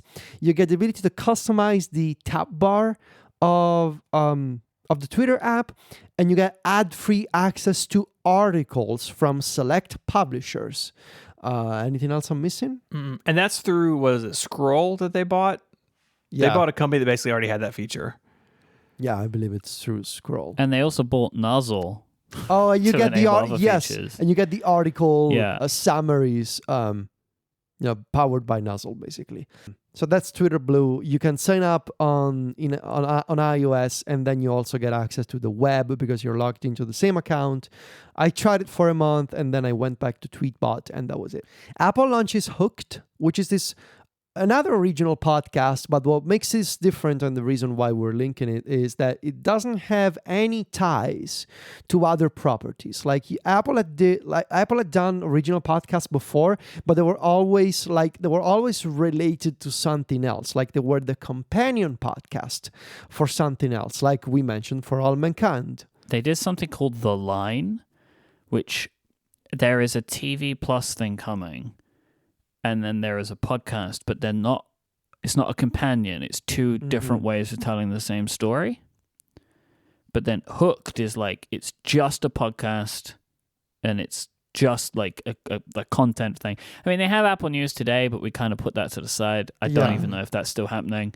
But Hooked is like, here is a thing that we made that is detached from anything. It's been winning some awards, I saw too. So it seems to be pretty well regarded. Wait, there's podcast awards? Why don't we have any? Because all of the tech podcasts in the all of the various podcast awards are none of the tech podcasts that anybody who enjoys tech podcasts listen to. So here's the big news. We are pivoting Connected to talk about true crime. Well, let me tell you, yes, we could do that. Let me tell you my issue. Unfortunately, Stephen, you have pressed on a sore point for me. I know you want a trophy. I know you want to be awarded for your work. I do. One of the biggest issues of awards is you have to pay to be included. Oh, yeah, like the streamies are that way. We just got a bunch of emails about that. The Webbies.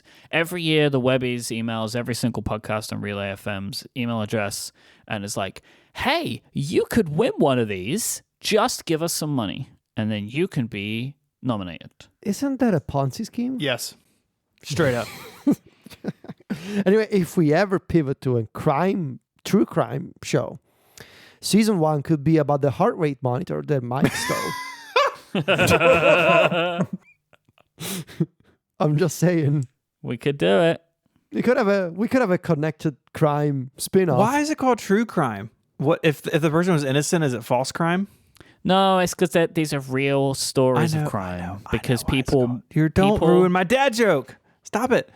We've let you away with a lot of dad jokes today, to be honest. Like, especially in 2021, like we let you run free with the dad jokes. That's changing, my friend, in 2022. Yep. Good comedy only.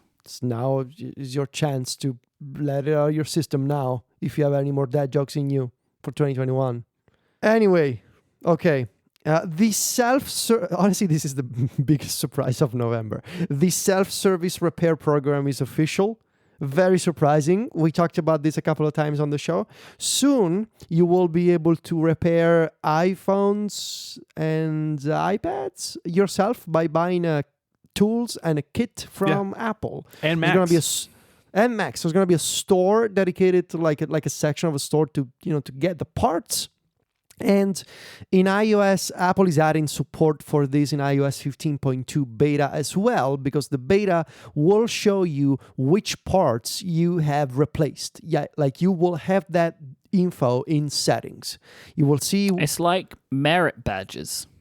Yes, kind of like that. Hey, this iPhone survived a broken display. I put a new chip in this thing. Yeah. Ooh, go me. Let's see, what else do we have here? Apple sues the NSO Group. So the NSO Group is this company that they made the Pegasus hacking tool to basically spy on activists, journalists, politicians in multiple countries based on a series of really advanced techniques. I've seen some technical breakdowns of what Pegasus was doing behind the scenes, really wild stuff. But Apple has decided to sue the NSO Group. So we'll see what happens there. Speaking of iOS 15.2 beta, which is still ongoing, I believe we are waiting for... No, we are now on 15.3, I'm sorry. 15.2 launched. And 15.2 launched with the macro button. So beta 2, iOS 15.2 beta 2 came out in November, and it added the long-anticipated macro button for macro photography on the iPhone 13 Pro. Love it. Love that button. Yes, it's a good button. It does what it's meant to do. Mm-hmm. And yes, we are now on 15.3 beta. 15.2 was last month. So you're so 15.2 beta. Macro button, you are just so 15.2. Beta 2. What's it all about now? What's in 15.3? 15.3. What's in 15.3? Fixes. Cool. No, hold on. Fixes for shortcut. It has the new TV app, right? No, that's 15.2. No, but honestly, like more shortcuts fixes. Those are good for me, both on iOS and Monterey. On iOS, they finally fixed. Used to be that you couldn't reschedule a reminder. Like you would say, reschedule this, to tomorrow, and it would say done. But then you went looking and it was still due today. It's like, no, you haven't done anything here. So that's these things happen. I did it. No, you didn't. No, you really didn't. This is like Apple, we're complying. No. Please reschedule the reminder. I rescheduled it. No, I rescheduled it. I've rescheduled compliant. Yep, compliant rescheduling. No, it's... but that's fixed now. So maybe Apple in South Korea also needs a bug fix. Maybe. Tidal announced a free tier and a new payment model for artists, which I know that we have poked fun at Tidal before. I mean, everybody has, but what? Yeah, yes. Sorry. Tidal, the music streaming service. The jokes are just, they're just, you got to get them out. Coming in like the waves. Look, we told you, now is your time. Yes, not now, it's never. I imagine if it wasn't Federico doing the month of November, this piece of news would have not made it back in. No way. I want to mention this because I think it's a cool thing that they are doing, and that they will also do, there's a second part to this that they will launch in January. So for now, they are showing you where $2 are, so basically the aggregate money from your subscription, where it's going. But starting in January, they will show you an exact breakdown of based on what you listen to, which artist is getting paid and how much for how many streams from your account. And I think that sort of transparency is good for the industry, and it's something that I wish that other companies would do. However, So that's why I mentioned that. I think there is a weird part to it. You sent me a screenshot of like, I don't know, you give like $2 to Adele or something. Yeah.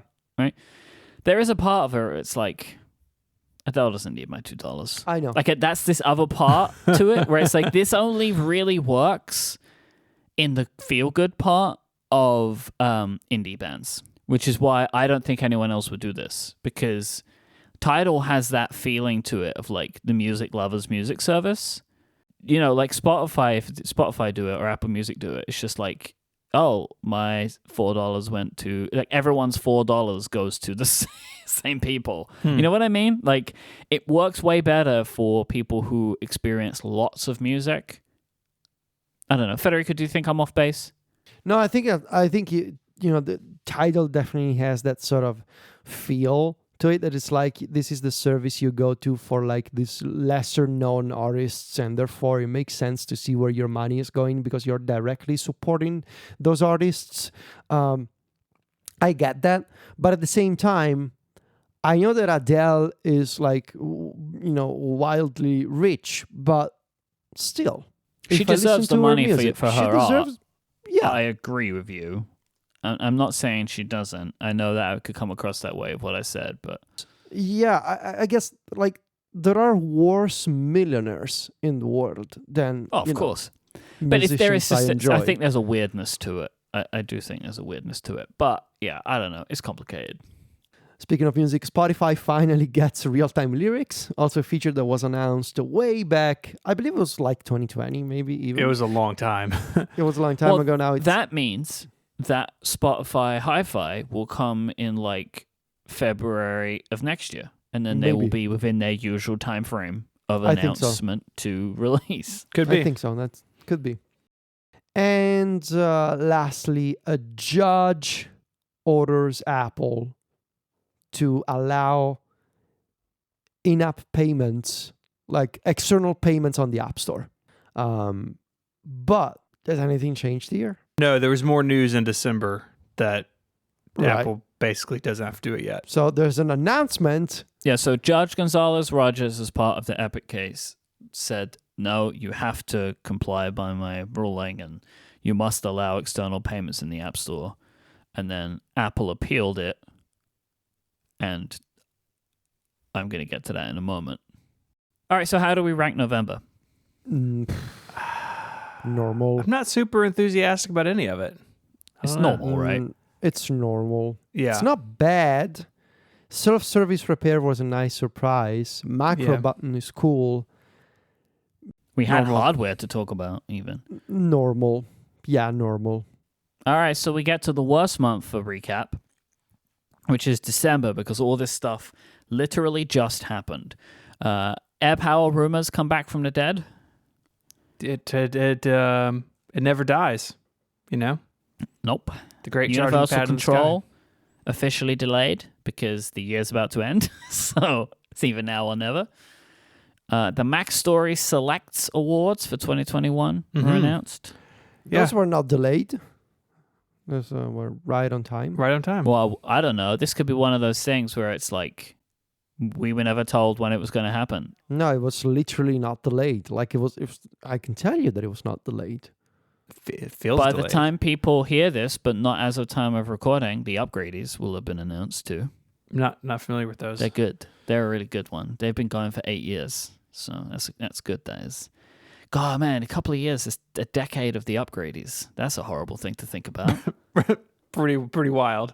That means, wait, It means what you think it means, that in 2 years your company will be 10 years old. Yep. ooh. Yeah. Oh. Yeah. Yeah, Yeah, that's the point. that hit me in a quite significant way. So, okay, fair enough. Apple wins a stay in the Epic case and won't have to implement App Store changes. So Apple took it to the Court of Appeal, to like the Ninth Circuit Court of Appeal. The Ninth Circuit Court of Appeal said, You don't have to do anything until this whole trial is wrapped up, basically, which means nothing's going to happen because Apple will win their appeals, probably. The Information reported that Tim Cook secretly signed a deal worth $275 billion with China back in 2016. It's a very good report. Not a great look. Yeah, well, I mean, it's very mixed and varied and weird. I think the fact that Apple... What I don't like about this whole thing is that Apple never said it. That's really my main problem. Yeah, that's like, maybe there's a legitimate reason, but why haven't you said it? There isn't a legitimate reason. The reason is they don't want the bad press that they think it will cause. Because I said this on Upgrade, I'll say it here too. Apple would 100% not stop talking about this if it did it with the American government. Oh yeah. Well, and they did a lot of that under the previous administration, which was all about like Go America Go. Like, oh, we're building Mac Pros here. Allowing the idea that Donald Trump was responsible for the Mac Pro to exist. I don't love that. They were totally fine with that. They were fine with that. They never questioned it at all. Do you think he touched mine? It's not impossible. Oh. You definitely got to sell it now. And finally, Apple delays corporate return to offices indefinitely. Yeah, they've been kicking the can down the road. And there's like a whole bigger theme of issues with employees at Apple, and I don't think they've handled them all particularly well. But the work from home, I think, is the biggest and the most prominent because it affects the most people. And they have said, we don't know what we're doing, and here's $1,000 to buy a chair. Hopefully they gave people money for work from home offices well before now. I don't think they did. I don't think they did either. Pretty no, crummy. I think this was the first time that they given money because now they kind of like, for whatever reason, they have accepted it. How do we rank December? Inferior. Inferior. Inferior. We should mention that Swift Playgrounds 4 also came out. Yeah. Yeah. With a bunch of like core abilities missing. Yeah. Need in-app purchase. Can't do it in there. So the best month of the year, September. Yeah. That feels good. Could have guessed that. Could have guessed it, right? Like if we would have all made the guess. Congratulations, September. You won the best month of the year. Now, I do want to pick a few other ones here. Worst month of the year. January. No. Let's see. Hold on. January got inferior minus. Oh my God. Nothing Wow. I feel like we were January. harsher on January than we should have been. Well, because January was a trash month when nothing happened. I mean, look at this. Look at this. There's nothing here. Nothing happened in January. Literally, like whilst December was like, I don't know, it's been quiet. It's like you writing about the PowerBook and Dan Riccio doing things at Apple. And you couldn't even remember what Dan Riccio was doing. So, like, you know. Okay, so congratulations to January. You're the worst month of 2021. That's the month my birthday's in. And mine, but nevertheless. What I think is interesting is picking a runner-up. So think about it this way. If for whatever reason we as a society decide that we need to change our calendars, and so we're cutting a month out of the year, and we're cutting September out of the calendar year. So like September doesn't exist anymore. Okay. It's late August and suddenly it's October 1st, right? So if we wouldn't pick September, what would we pick? Well, it's between April and October. They both got good plus. So April and October. Wait, are we trying to kick the second worst one out? No. Federico was quite confusing in the way he pitched the most this. confusing thing. Imagine September doesn't exist. Okay. What is the best month that is left? Yeah. I mean, yeah. I think October. So April was the Grab Bag Apple event, Apple Arcade. Yeah, I guess between the two grab bags, the best product of all of them was the MacBook Pros. It was the MacBook Pro. Yeah. And the Apple polishing cloth memes in October. Yeah. And that connect. Yeah. So okay. So if September is not around, October is the second in command. I like it. Basically. Okay. Man, you used a lot of different metaphors for this. I know. He's a poet. No, I am. I'm a writer. I'm Mr. Vitici. I wear many hats. Yeah. So to speak. They're You all wear jaunty. Mr. Vitici's hat. Mr. Fatigue's hat. I'm This is not. I'm Mr. not a Vitici's hat hat. person, honestly. Myself, I don't think I can pull off a hat. Mostly because I think I got a big head, so I don't think hats don't fit me well. They just, no hats look good on me. It's very upsetting. Yeah, yeah. Stephen, you could pull off a hat, right? Yeah. Oh, Steven does. Steven, like is a multi-hat person. I He think he can pull screams off. hat. I just got like one hat for my It's local got Steven's football team. got that like Steven has that hat head. Like you see Steven say like this is a hat. This is a head for Big a hat. hat energy over there. You got that. You got the flexible. Like you got that versatile head. You know. Yeah. Please stop. All right, let's actually stop. How about that? Yes. If you want to find links to about 1,000 things we talked about, longest show notes of the year. If you want, look, if you want to find links to what we've spoken about, do your own work and go through the year like we did. It's all in there. I'll put them in the show notes. All right, you're just too good to these listeners. You know that. People don't know what they got with you around. I love them all individually. I know all their names. Federico knows where they live. It's great. Those are at relay.fm/connected. Wait, actually, What? you know where a lot of them live That's because true. you sent them mag trickies I know. and Wait. calendars. That's true. Wait, what about GDPR? I'm not sharing it with anybody. Can people now email you? Well, but you're supposed to delete the info. No, only No? if they ask. You can hold it. Only if they ask. Yeah. Interesting. If you want to ask for your info to be Stop. deleted, Don't- email don't. casey@caseylist.com. That's right. He'll answer immediately. He's outside your home now. Please delete. That's it. That's all you got to tell him to do, and he'll do it for you. So the show notes are at relay.fm/connected/378. While you're there, you can get in touch via email. You can sign up to become a member of Connected Pro. Connected Pro is a longer, ad-free version of the show that we publish each and every week. Thank you so much to our members this year. Y'all have really made this year a lot more stable and less scary financially for all of us. So thank you for your ongoing support of the show. And if you're not a member, go join. Go join Connected Pro. You can find us. I was going to say there's never been a better time, but there was a better time. Yeah, it ended was like 2 last weeks week. ago. But oh, well, if you missed it, you missed it. It's not like we didn't tell you about it. You can find us all online. You can find Federico on Twitter as Viticci, Viticci. He's the editor-in-chief of MacStories.net. You can find Myke online as IMYKE. Myke hosts a bunch of shows here on Relay FM. I'm like halfway through the Cortex Yearly Theme episode, and it is fantastic, so go check that out. You can find me on Twitter as ISMH, and I write over at 512pixels.net. I'd like to thank our sponsors, Amazon Music, Text Expander, Pingdom, and SetApp.